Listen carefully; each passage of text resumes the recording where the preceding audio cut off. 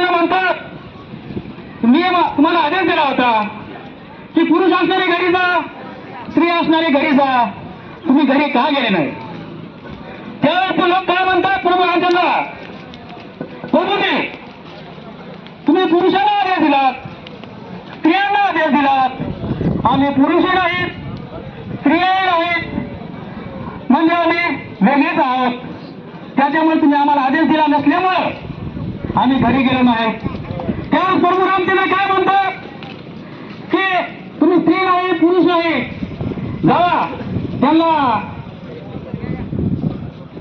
वरदान देतात की तुम्ही जावा आणि भविष्यामध्ये तुमचंही राज्य येईल. आणि ते राज्य मला वाटतं आता आलेलं आहे. हे शेतकऱ्याचं सरकार मागच्या मागण्याकडे जाणीवपूर्वक दुर्लक्ष करतंय. म्हणून या सरकारला सांगायचंय की बाबा मागेचा हक्क पाहू नका. माग जेवढा निर्मळ, जेवढा प्रेम, जेवढा पवित्र आहे, सरकारला सांगायचं.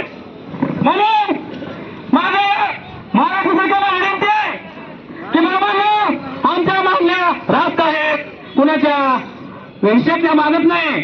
आमचा हक्काचं आरक्षण आहे. 13% आरक्षणामध्ये 59 जाती आहेत. त्या 59 जातीपैकी किती जातीला त्याचा फायदा झाला हे या सरकारनं आम्हाला जाहीर करावं.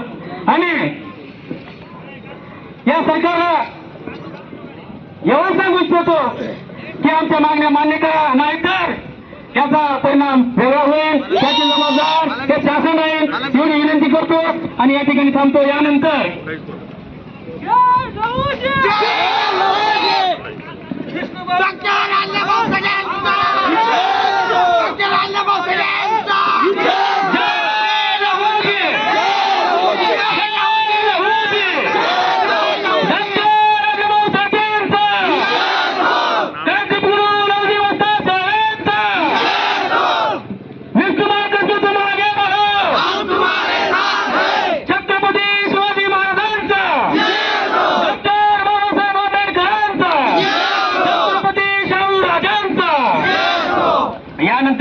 या ठिकाणी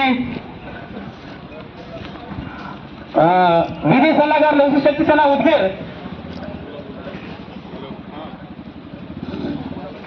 यानंतर मातंग समाजाचे तरुण तडफदार नेते पप्पू गायकवाड यांना मी अशी विनंती करतो की आपले विचार